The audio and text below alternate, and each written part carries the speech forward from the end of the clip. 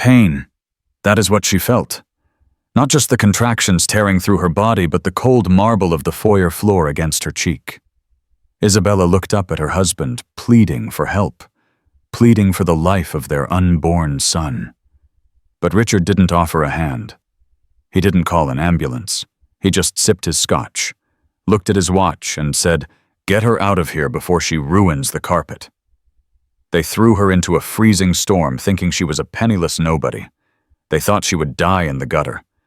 They were wrong. They didn't realize that the woman they just kicked out held the keys to their entire empire. And when she returned, she didn't want an apology. She wanted total annihilation. The chandeliers of the Harrington estate in the Hamptons didn't sparkle. They glared. It was the night of the annual Legacy Gala, an event where New York's elite gathered to pretend they liked each other, while silently calculating each other's net worth. Isabella Harrington stood by the heavy velvet drapes clutching her swollen stomach. She was 8.5 months pregnant. Her ankles were swollen, her back throbbed, and the designer gown Catherine, her mother-in-law, had forced her to wear felt like a vice. For 2 years, Isabella had lived in this hell. She was the daughter of a frantic, debt-ridden antique dealer, or so the Harringtons thought. Richard Harrington, the heir to the Harrington global shipping empire, had married her on a whim, treating her like a pet project. But the novelty had worn off. "Isabella," a sharp voice sliced through the hum of the orchestra.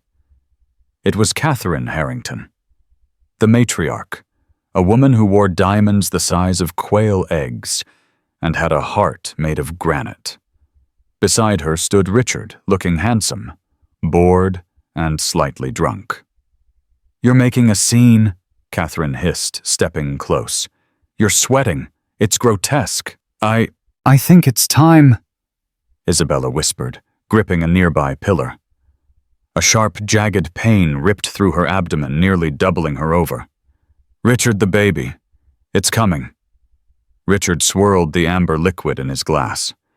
He looked at his wife, not with concern, but with irritation.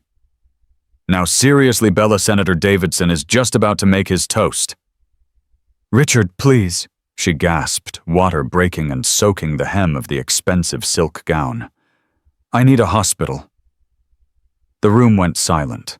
The sound of liquid hitting the pristine Italian marble echoed. Guests turned. Whispers ignited like wildfire.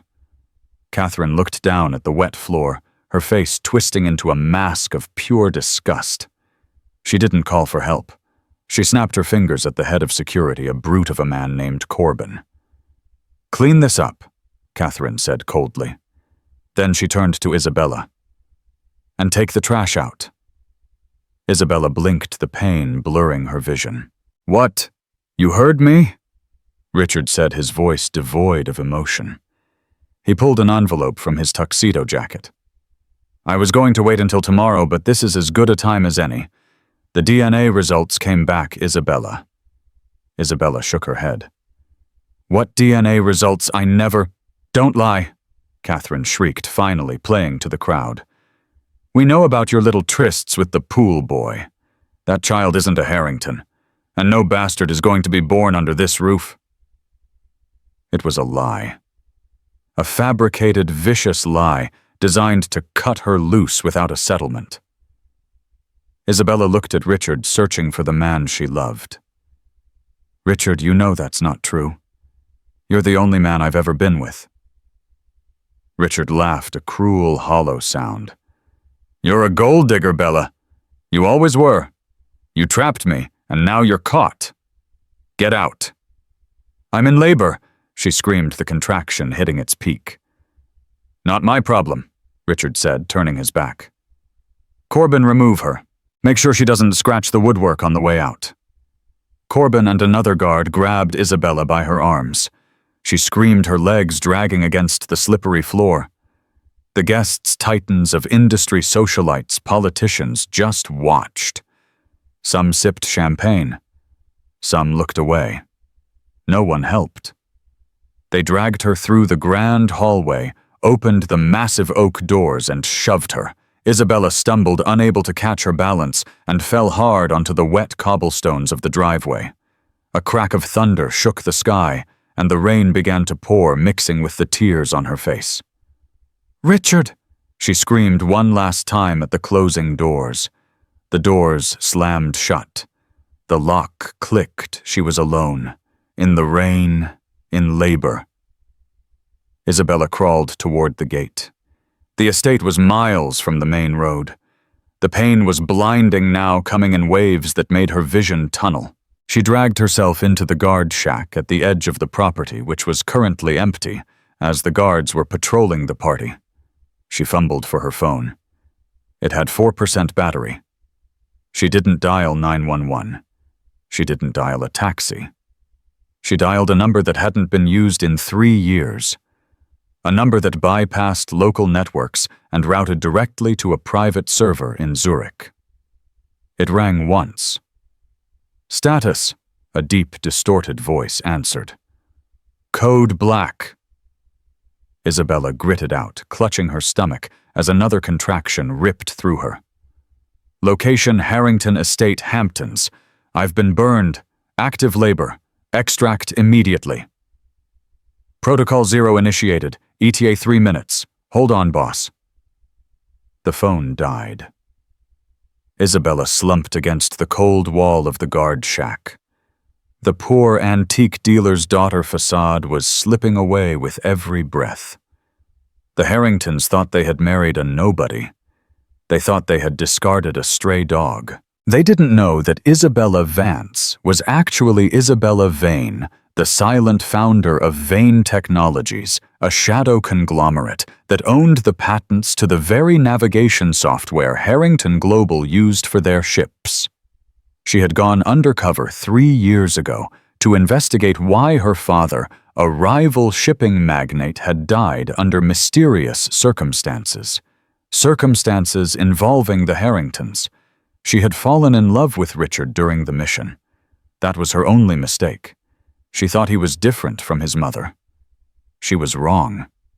Headlights cut through the rain. Not a police car, not an ambulance. A matte black helicopter descended onto the front lawn of the estate right in the middle of the rose garden, flattening Catherine's prize-winning bushes. The gala guests inside rushed to the windows, gasping. 3 men in tactical gear jumped out. They weren't paramedics. They were private military contractors. They sprinted to the guard shack. The leader, a man named Marcus, scooped Isabella up as if she were weightless. "We got you, ma'am," Marcus said. "Medical team is on board." "The house," Isabella whispered, looking back at the mansion where Richard and Catherine were likely toasting her exit. "Do you want us to burn it down?" Marcus asked, dead serious. Isabella looked at the warm glow of the windows. She saw Richard's silhouette laughing with a blonde heiress. "No," she whispered. Her eyes hardening, the pain momentarily replaced by a cold, bottomless rage. "That's too easy. Let them keep the house. I'm going to take everything else." She was lifted into the chopper. As they ascended, Isabella looked down at the Harrington estate one last time. "Mark the date, Marcus," she said through the headset as the medics began to hook her up to monitors. "Tonight, Isabella Harrington dies." "And who is born?" Marcus asked. "The auditor," she replied.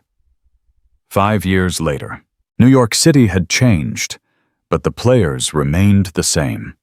Richard Harrington sat in the boardroom of Harrington Global, sweating through his bespoke suit. The room was filled with nervous executives. At the head of the table sat Catherine, looking older, her face pulled tight by one too many facelifts. "Explain this to me." Catherine slammed a file onto the mahogany table. "Why are our ships stuck in the Rotterdam port? Why are our accounts frozen in Singapore?" "It's a compliance issue, Mrs. Harrington," the CFO stammered. "A new holding company, Apex Holdings, just bought the debt on our logistics division. They're calling in the loans. Immediately."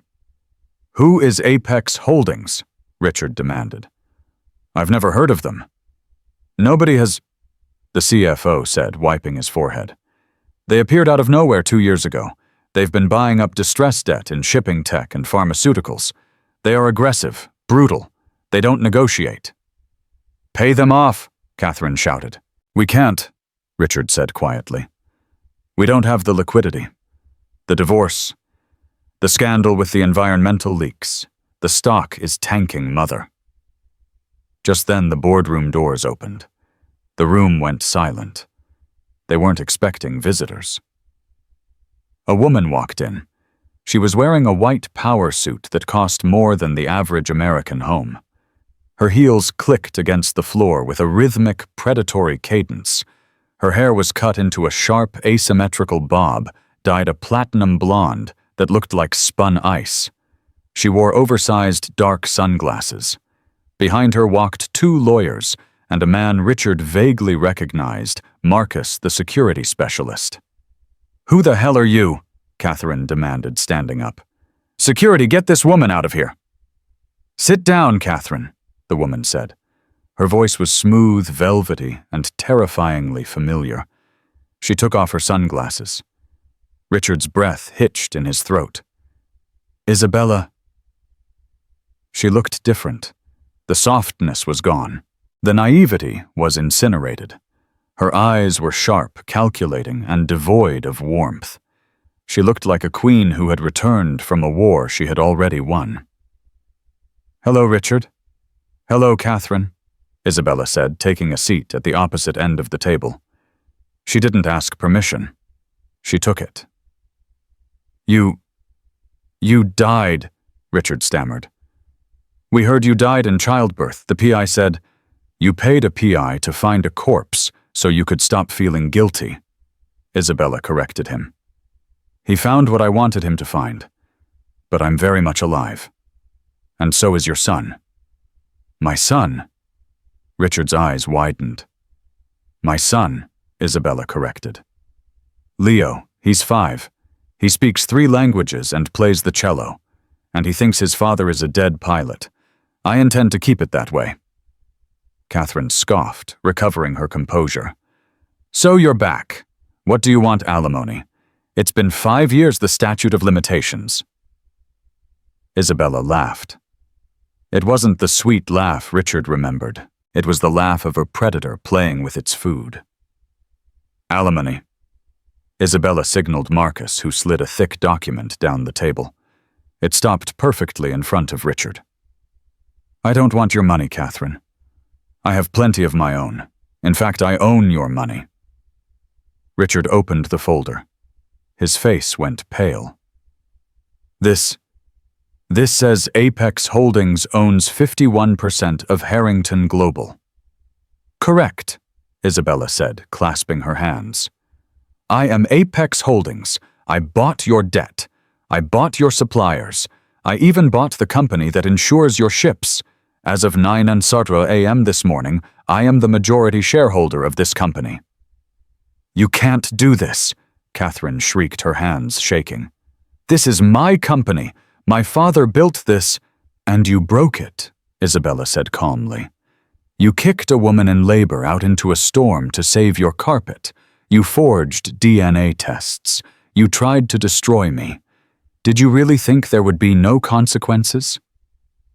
Isabella stood up and walked slowly toward Richard.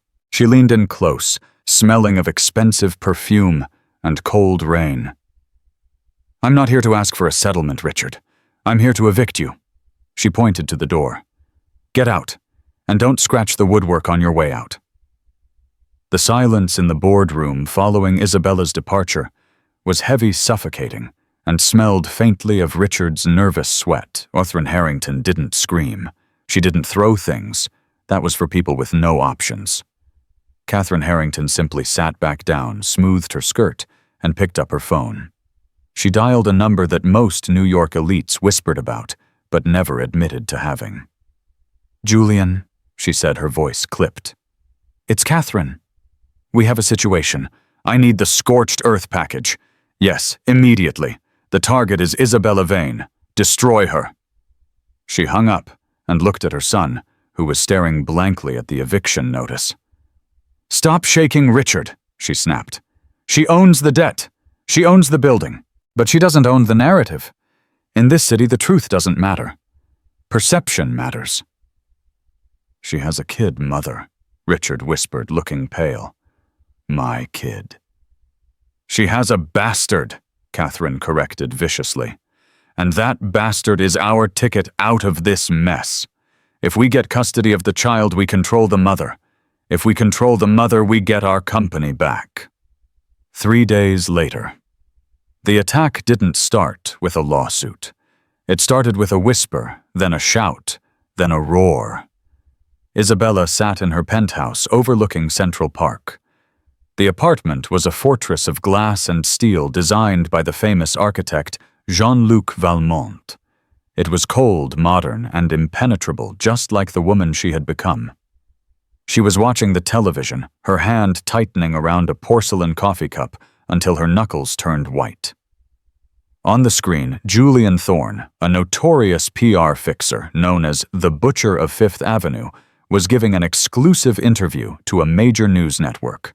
"It is a tragedy, really," Julian said smoothly, adjusting his rimless glasses.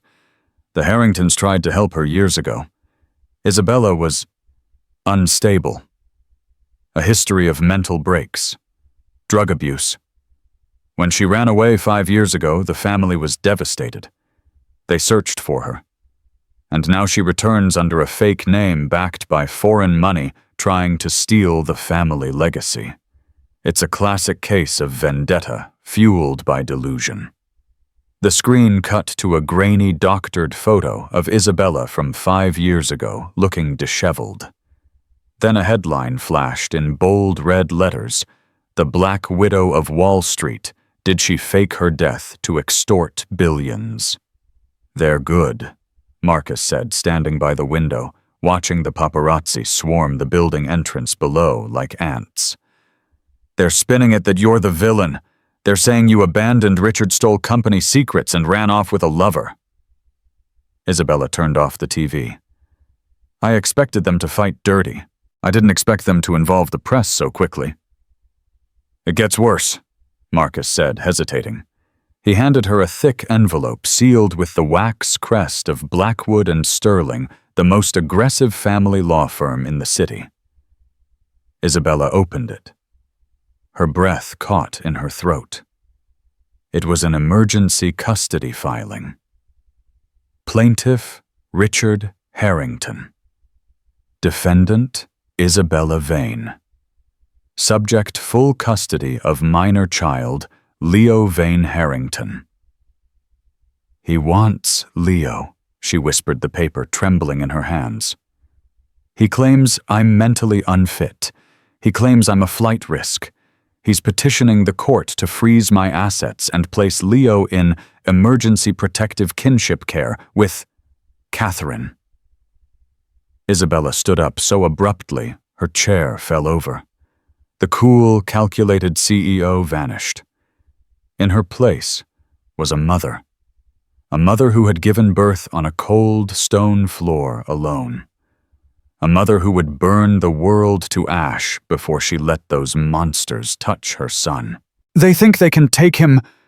Her voice was low, trembling with a terrifying rage.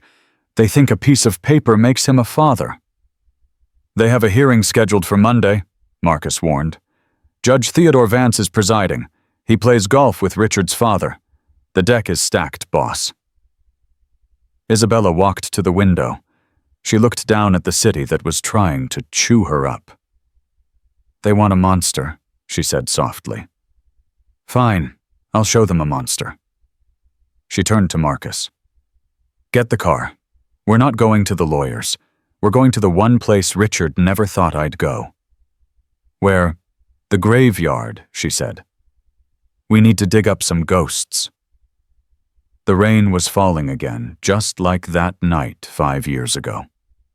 Isabella stood in the muddy section of the Greenwood Cemetery, specifically the overgrown plot that belonged to the Harrington ancestors. But she wasn't looking at a Harrington grave. She was meeting someone. A man stepped out from behind a mausoleum. He wore a trench coat and looked like he hadn't slept in a week. This was Sebastian Cole, the former CFO of Harrington Global, the man Catherine had fired and framed for embezzlement 10 years ago to cover her own tracks. "You look expensive, Isabella," Sebastian said, lighting a cigarette with shaking hands. "And you look tired, Sebastian," she replied. "I heard you're working as a bookkeeper for a bakery in Queens now." "It's a living. Nobody tries to kill me over a croissant." "I need the ledger," Isabella said, cutting to the chase. "The real one. The one Catherine thought you destroyed." Sebastian laughed a dry, hacking sound. "If I give you that, they will kill me. Richard is an idiot. But Catherine, she knows people in the Albanian mob. She knows politicians. That ledger proves they were laundering money for the cartels through their shipping containers in Panama. That's federal prison time. That's life sentences." "I can protect you," Isabella said. "I have a security team that makes the Secret Service look like mall cops. I can set you up in Zurich. New identity. $5 million in an account waiting for you." Sebastian hesitated. The rain dripped off the brim of his hat. He looked at Isabella's eyes, steel and fire. "Why now?" he asked. "Because they came for my son." Sebastian nodded slowly. He reached into his coat and pulled out a small, rusty key. "Grand Central Station, locker 402. It's not the ledger itself. It's a hard drive, encrypted. But you're smart. You'll figure it out." Isabella took the key. It felt heavy. It felt like a weapon. "One more thing," Sebastian said as he turned to leave. "Watch your back. Richard is desperate. But a desperate man is predictable. Catherine isn't desperate yet. She's just angry. And an angry Catherine Harrington is the most dangerous thing on earth." The weekend passed in a blur of legal preparation. Isabella's legal team, led by the ferocious Charlotte Graves, was preparing a defense, but they were fighting an uphill battle against the Harrington PR machine. The public was turning against Isabella. The narrative of the mental case ex-wife was sticking. Isabella kept Leo out of school. The penthouse was on lockdown, but on Tuesday, a crack appeared in the armor. Leo, innocent and unaware of the war being fought over him, begged to go to his cello recital. It was at the Juilliard pre-college division. He had been practicing for months. "I can't let you go out there." "Leo," Isabella said gently, brushing hair from his forehead. "There are bad people with cameras." "But Mom," Leo said, his green eyes, Richard's eyes unfortunately filling with tears. "I have the solo.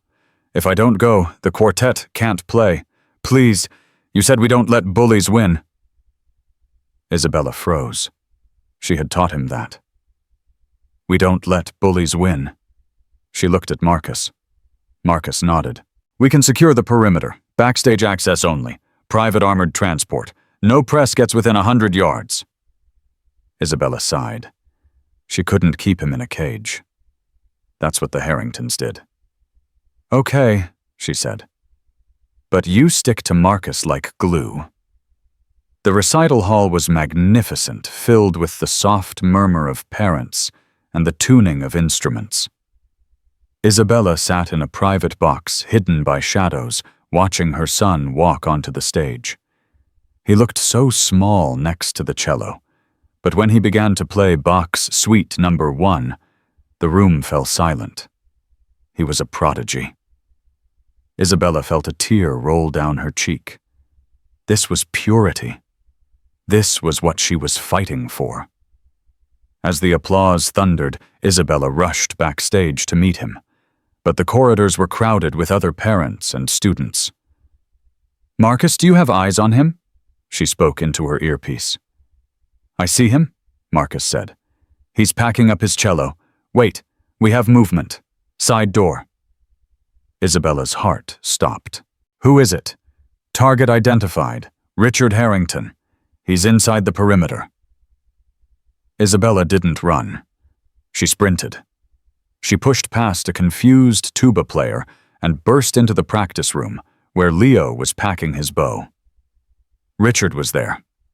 He was kneeling on the floor, eye level with Leo. He was holding a toy, a vintage model ship, a replica of the first Harrington vessel. "Hi there, Leo," Richard was saying, his voice oozing a practiced charm. "You played beautifully. You have your grandmother's talent." Leo clutched his cello case, stepping back. "Who are you?" "I'm an old friend of your mommy's," Richard said, smiling. "I wanted to give you this. Do you like ships? I own lots of big ships. Real ones. If you come with me, I can show you the captain's deck. We can eat ice cream." It was the most pathetic, predatory attempt at connection Isabella had ever seen. Richard didn't know how to talk to a child. He was trying to bribe him like a corrupt senator. "Get away from him," Isabella screamed, storming into the room. Richard stood up, smoothing his suit. He didn't look afraid. He looked smug. "Hello, Bella. I was just introducing myself to my son." "He's not your son," Isabella hissed, placing herself between Richard and Leo. "He's a stranger to you. You threw him out into the snow before he took his first breath." "Details?" Richard waved his hand dismissively. "And look at him. He's a Harrington. He needs a father, Bella. A real father, not a security guard or whatever hired help you have raising him." Richard looked down at Leo, his eyes gleaming with a sudden, desperate intensity. He realized the soft approach wasn't working, so he switched to the only other language he knew power. "Leo," Richard said firmly, "your mother is sick. She's very confused. The judge says you need to come live with me and Grandma Catherine. We have a big house with a pool and horses. You'd like that, wouldn't you? You don't want to live in an apartment anymore." Leo peeked out from behind Isabella's leg. He looked at the expensive suit, the fake smile, the cold eyes. Then the 5-year-old boy did something that shocked both of them. He stepped forward. He didn't take the toy ship. He looked Richard dead in the eye. "My mom isn't sick," Leo said, his voice steady. "And I don't like ships. I like the cello." Richard blinked, his ego punctured by a kindergartner. "Now listen here, you ungrateful little—" He reached out to grab Leo's arm. Snap. Marcus was there in a flash, intercepting Richard's wrist and twisting it behind his back with a sickening crunch. Richard howled in pain, dropping to his knees. "Touch the boy again," Marcus whispered into Richard's ear, "and I will break it in 3 places." "Let him go, Marcus," Isabella said coldly. Marcus released him. Richard scrambled back, clutching his wrist, his face red with humiliation. "You're crazy," Richard spat. "You assaulted me. I'll have you arrested. This proves everything. You're violent. You're dangerous." Isabella reached into her purse and pulled out her phone. She tapped the screen and held it up. "We're at Juilliard, Richard," she said calmly. "Every practice room is equipped with high-fidelity recording equipment for the students to review their performances. The camera is right there." She pointed to a small black lens in the corner of the ceiling. Richard's face drained of color. "It recorded everything," Isabella continued. "It recorded you trespassing. It recorded you trying to bribe a minor. It recorded you calling my son an ungrateful little, whatever you were about to say. And it definitely recorded you lunging at him." Richard looked at the camera, then back at Isabella. The realization hit him like a freight train. He hadn't just failed to charm the boy. He had just handed Isabella the silver bullet for the custody hearing. "You set me up," he whispered. "I didn't have to," Isabella said, picking up Leo's cello case. "You are your own worst enemy, Richard. You're so arrogant you thought a 5-year-old would sell his soul for a toy boat." She took Leo's hand. "We're leaving. If I see you near him again, I won't call the police. I'll call the shareholders and release the audit on your personal spending accounts. Do you think the board knows about the penthouse you bought for your mistress in Miami, using company funds?" Richard froze. That was a secret he thought was buried deep. How do you know that? Isabella smiled, but it didn't reach her eyes. I'm the auditor, Richard. I know everything. She walked out, leaving him kneeling on the floor of the practice room, cradling his wrist, while the toy ship lay broken on the floor beside him. Back in the car, Leo was quiet. He looked out the window at the rainy streets of Manhattan. "Mom," he asked quietly. "Yes, baby." Isabella's heart was still hammering against her ribs. "Was that the bad man?" "Yes," she said. "That was the bad man." "He looked scared," Leo observed. Isabella looked at her son. He was smarter than she gave him credit for. "He should be," she said, "because we're not done yet." Her phone buzzed. It was a text from Charlotte Graves, her lawyer. Text. The judge watched the Juilliard tape. He's not happy with Richard.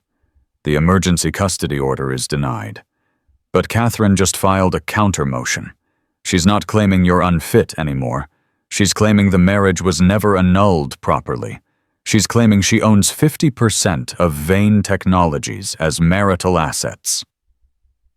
Isabella stared at the phone. Catherine was changing tactics. If she couldn't steal the child, she would try to steal the money that protected the child. She was going to try to drain Isabella dry through litigation until she couldn't afford security. Isabella typed back, "Let her try. I have the key to locker 402. She looked at the rusty key Sebastian had given her. It was sitting in the cup holder. "Marcus," she said, "change of plans. We aren't going home." "Where to?" "Grand Central Station," she said. "It's time to drop the bomb." But as the armored SUV turned the corner, a sudden blinding light flooded the cabin. A heavy delivery truck moving far too fast for the weather conditions blew through a red light and slammed directly into the side of their vehicle. Metal screamed. Glass shattered. The world spun violently. And then everything went black. The world was upside down. The smell of burning rubber and gasoline filled the air, choking the oxygen out of the overturned SUV. Isabella hung suspended by her seatbelt, blood trickling into her eyes. The silence that followed the crash was more terrifying than the noise of the impact. "Leo," she rasped, her voice barely a whisper. "Leo, I'm okay, Mommy." A small, terrified voice came from the back seat.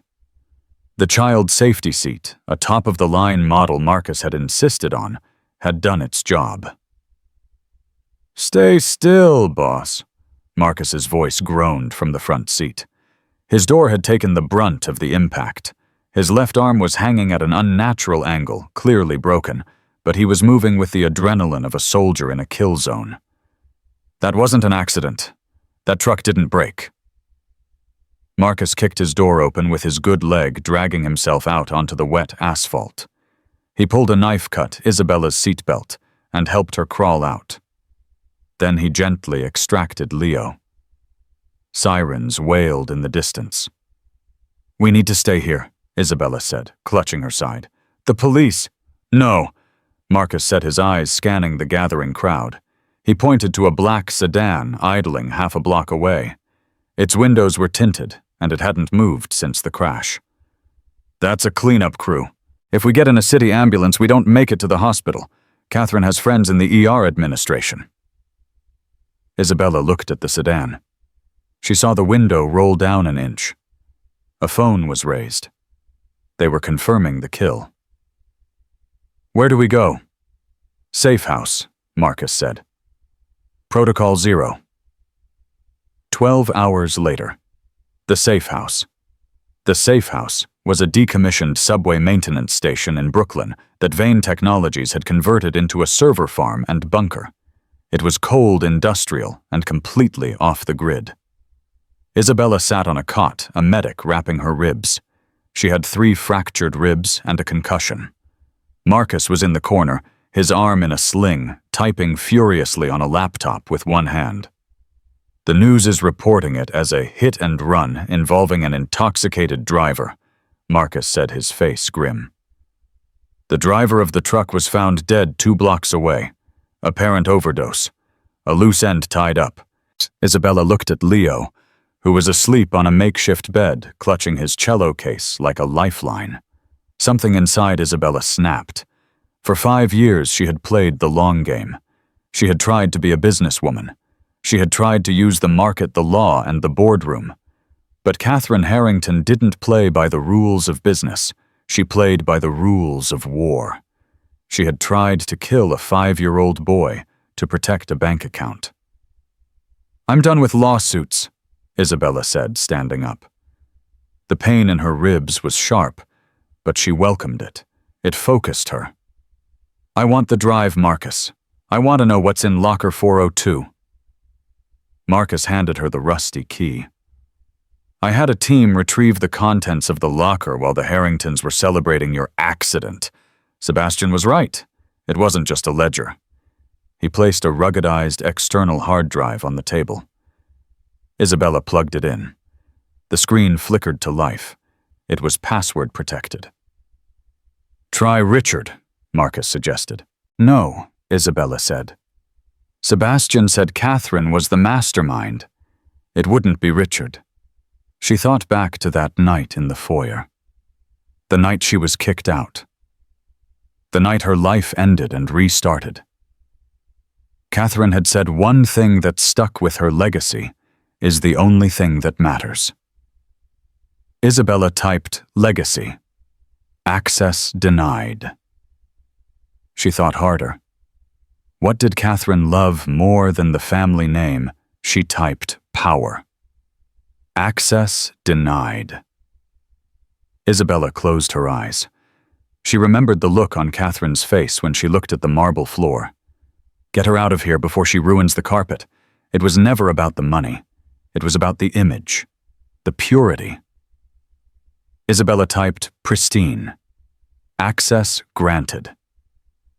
Files began to scroll down the screen. Thousands of them. Bank transfers, shipping manifests, emails, and recorded calls. Isabella clicked on a folder labeled Project Ouroboros. She began to read. Her eyes widened. "My God," she whispered. "What is it?" Marcus asked. "They aren't just laundering money for cartels," Isabella said, pulling up a shipping manifest. "Look at this. Harrington logistics ships designated as agricultural aid bound for sanctioned conflict zones in Eastern Europe and the Middle East. They aren't carrying wheat, Marcus." She opened a sub-file. It contained schematics. "They're carrying dual-use guidance chips," she said, her voice shaking. "Military-grade tech prohibited for export. They're selling navigation systems to embargoed rogue states. Richard isn't just a bad businessman. He's a traitor." "That's treason," Marcus said. "That's not just jail time. That's never see the sun again time." "There's more," Isabella said, pointing to a name that appeared over and over in the offshore accounts. "Vargas Holdings." "The Vargas Syndicate?" Marcus asked. "They're one of the biggest arms dealers in the hemisphere." "Catherine is silent partners with them," Isabella said. "She uses the Harrington ships to move their product, and they use her banks to wash the cash. This drive connects Catherine Harrington directly to domestic terrorism funding." Isabella looked at the date on the last file. It was from yesterday. "They have a shipment leaving tonight," she said. "The HMS Sovereign. It's docked in New Jersey. If that ship leaves, the evidence is gone." "We can send this to the FBI," Marcus said. "The FBI takes weeks to build a case," Isabella said. "Catherine has judges in her pocket. She has senators on speed dial. If we file a report, it will get buried and we will have another accident. We need to execute the kill switch publicly. We need to do it where she can't hide." "Tomorrow," Marcus said. "The emergency shareholder meeting. They called it to address the rumors of your death and to force a vote to oust Apex Holdings." Isabella smiled. It was a cold, terrifying smile. Perfect, she said. She wants to talk about the future of the company. Let's give her a history lesson. The grand ballroom of the Plaza Hotel smelled of lilies, desperation, and old money. Outside, the same storm system that had caused Isabella's crash was battering the windows, rain lashing against the glass like 1,000 angry fingers wanting to get in. Inside, however, the air was still conditioned to a perfect 68 degrees, insulated from the chaos of the real world. This was the sanctuary of the elite. The Harrington Global Emergency Shareholder Summit was ostensibly called to stabilize the company's plummeting stock, but everyone in the room, the hedge fund managers, the silent partners, the bought and paid-for senators, knew the real reason. This was a coronation. Catherine Harrington stood at the podium, bathed in the warm glow of the spotlight. She wore a black Chanel suit mourning attire that was tasteful, expensive, and completely performative. Behind her, a massive screen projected a soft focus image of the Harrington family crest, a lion holding a key. "It is with a heavy heart," Catherine began, her voice trembling with a practiced fragility that had taken 40 years to perfect, "that I address the rumors circulating in the tabloids. My former daughter-in-law, Isabella, was a troubled soul. We tried to help her. We offered her the best doctors in Zurich, the finest rehabilitation facilities. But as we all know, mental instability is a tragic silent killer." She paused for effect. A ripple of sympathetic murmurs moved through the crowd. Richard sat to her right, looking like a man facing a firing squad. He was drinking water nervously, his eyes darting to the exits. He knew the truth about the crash. He knew about the delivery truck. He hadn't slept in 48 hours, and the makeup covering the dark circles under his eyes was beginning to cake under the hot stage lights. However, Catherine's voice hardened, shifting from grieving grandmother to iron-willed matriarch. "We cannot let tragedy derail industry. The hostile actions of Apex Holdings, this shadowy entity that has frozen our assets, are an attack not just on us, but on the American economy. Therefore, I am calling for an immediate vote to invoke Article 15 of our bylaws, the Moral Turpitude Clause. We will void the shares held by Apex Holdings, reclaim majority control, and restore order." She scanned the room, her eyes cold and predatory. "All those in favor of saving this company." Hands began to rise. First the board members, then the major investors.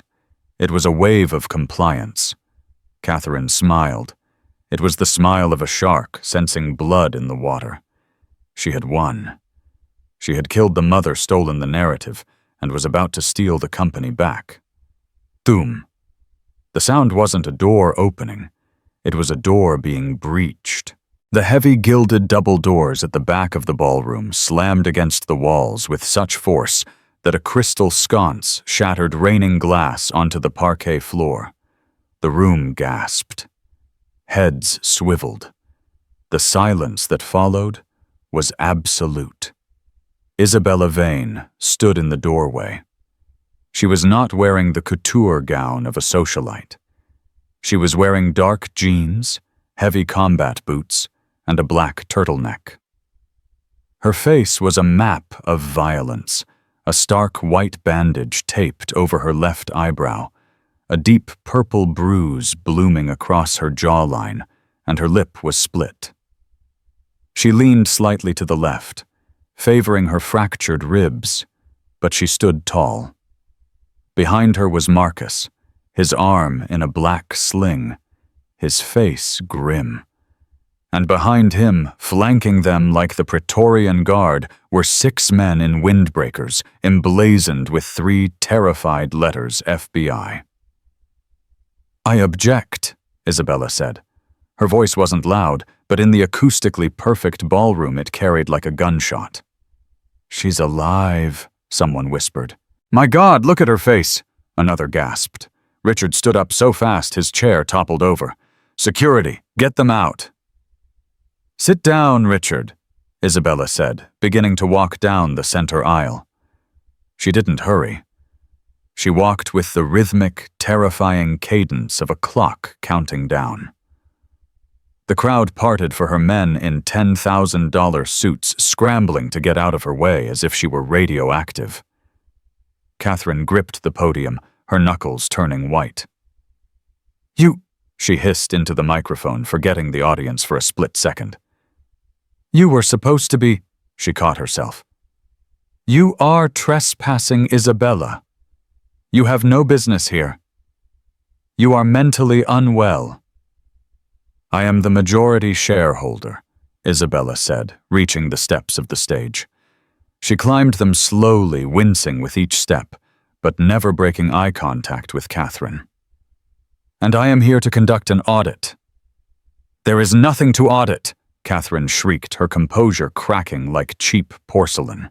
"This is a private meeting. Officers, arrest this woman. She is harassing a grieving family." The lead FBI agent, a towering man named Special Agent Miller, stepped onto the stage. He didn't look at Catherine. He looked at the audience. "Nobody is leaving. Seal the exits." The doors were barred. Panic began to bubble in the room. Isabella reached the podium. She didn't push Catherine aside. She simply plugged a ruggedized USB drive into the presentation laptop connected to the projector. "You wanted to talk about legacy, Catherine?" Isabella asked. Her voice amplified, now booming through the speakers. "Let's talk about it." She hit a key. The soft focus lion crest vanished. In its place, a complex spiderweb diagram appeared on the massive screen. It was a forensic accounting map detailing thousands of transaction lines. "What is this?" Richard stammered, staring at the screen. "This," Isabella said, turning to the audience, "is Project Ouroboros." She pointed to a cluster of nodes on the left side of the screen. For the last 10 years, Harrington Global has reported record profits in its logistics division. They claimed it was from high-efficiency shipping routes. It wasn't. She clicked a remote. The screen zoomed in on a specific shell company based in the Cayman Islands Blue Sky Logistics, LLC. Blue Sky Logistics is a shell company registered to a P.O. box in Georgetown. Isabella explained, her tone clinical, cold, and devastatingly precise. It has no employees, no office, yet every month it receives a transfer of $12 million from Vargas Holdings. A gasp went through the room. The name Vargas was radioactive. The Vargas Syndicate was one of the most notorious arms trafficking rings in South America. "Lies!" Catherine shouted, grabbing for the laptop. "She forged it. It's a simulation." Marcus stepped forward, blocking Catherine with his good shoulder.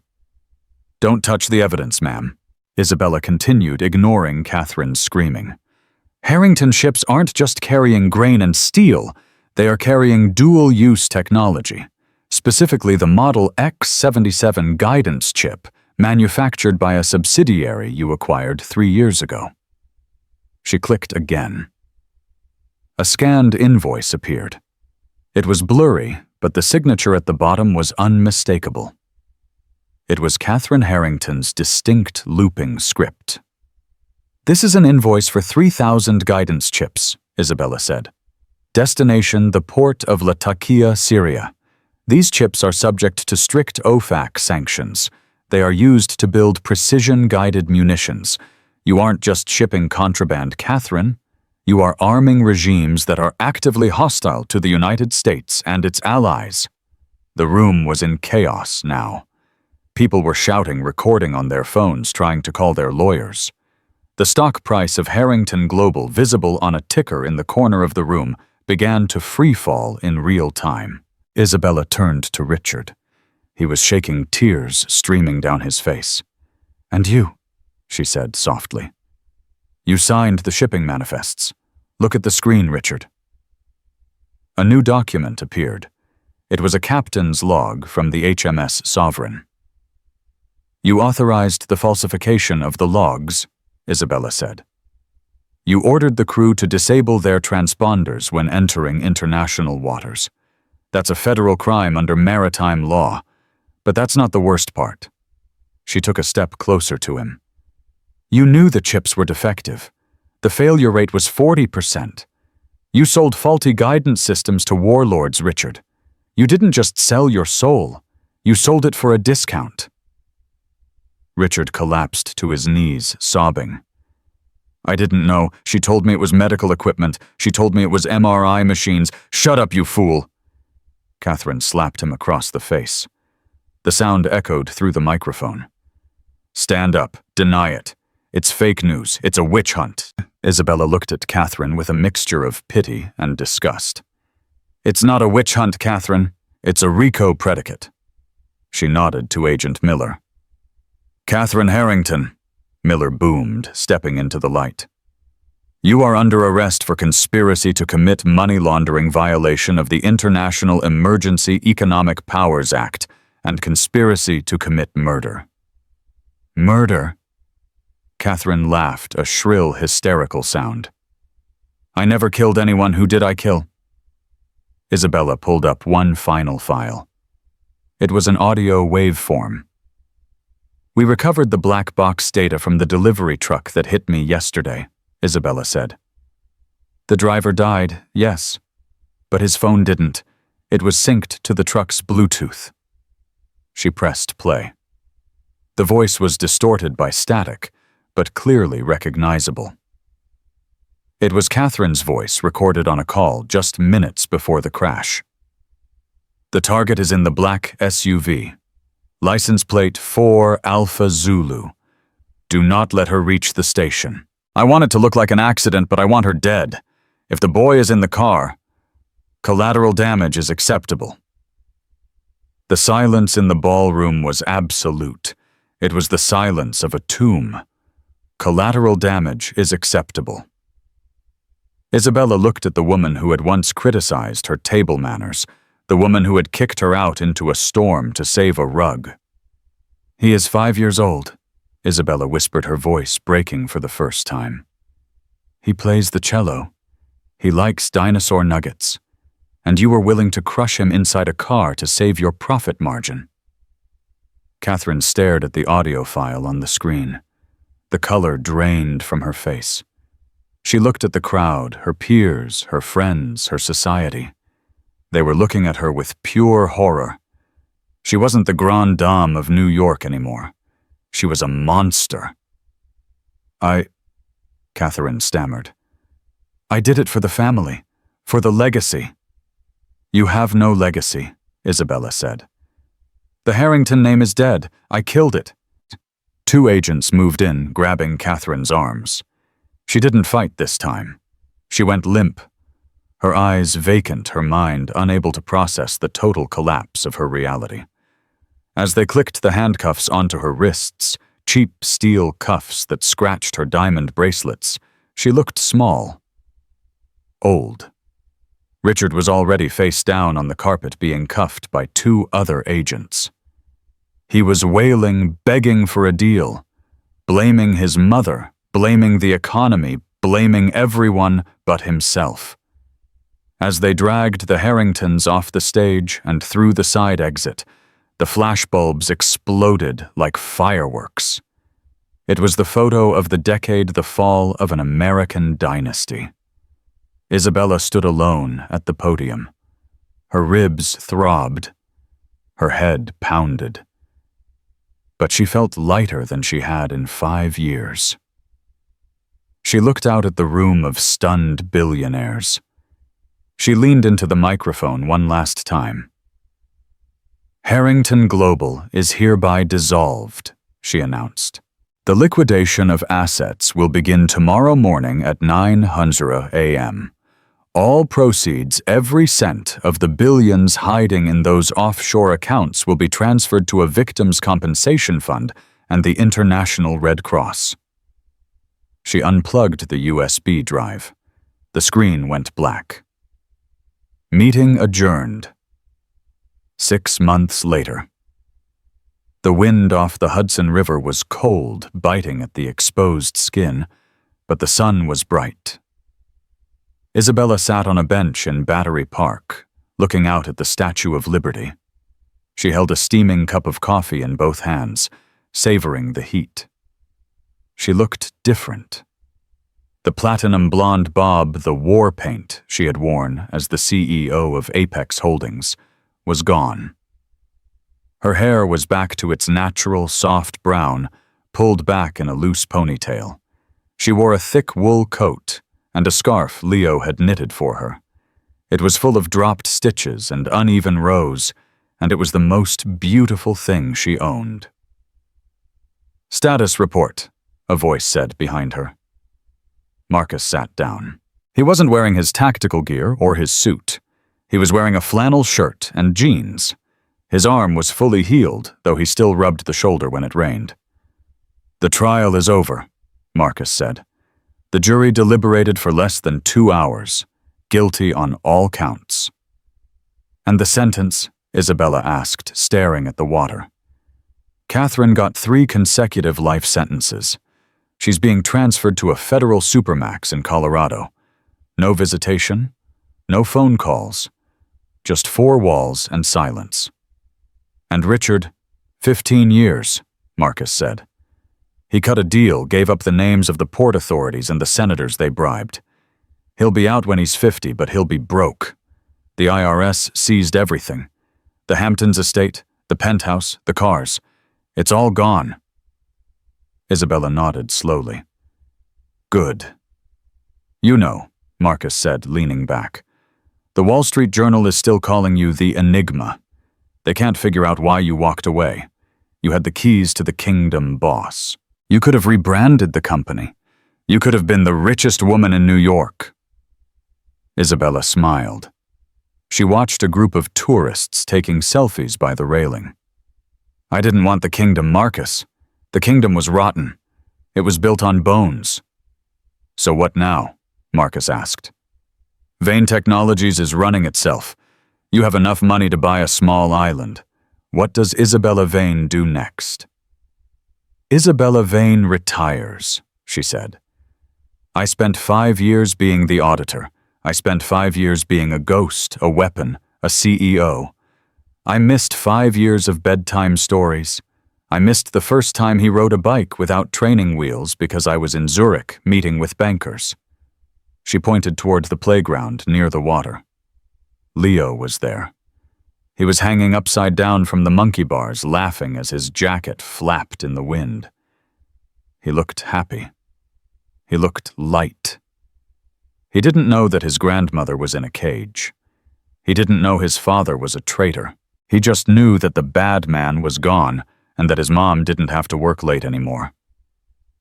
"I have a new job title," Isabella said, standing up and brushing a dry leaf off her coat. "Oh yeah," Marcus smirked. "What's that?" "Mom," she said. She walked toward the playground. Leo saw her coming and dropped from the bars, landing in the mulch with a thud. He sprinted toward her, his cheeks flushed red from the cold. "Mom, watch this, I can skip 2 bars now." "Show me," Isabella said, crouching down to zip up his jacket. As she watched him climb, Isabella felt the phantom weight of the last 5 years finally truly evaporate.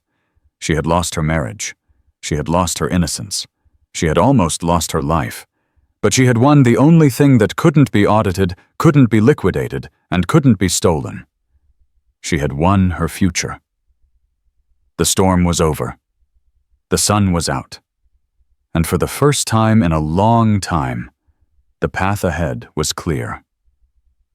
And that is the story of Isabella Vane. She showed us that true power isn't about how much money you have in the bank or whose name is on the building.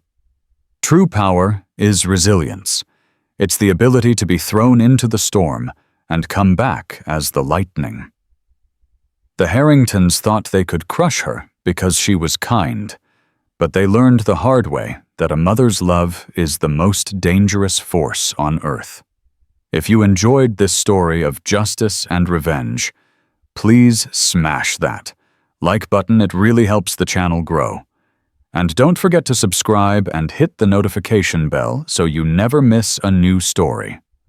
What would you have done if you were Isabella? Would you have forgiven Richard, or was the revenge justified? Let me know in the comments below. I read every single one. Thanks for watching, and I'll see you in the next video.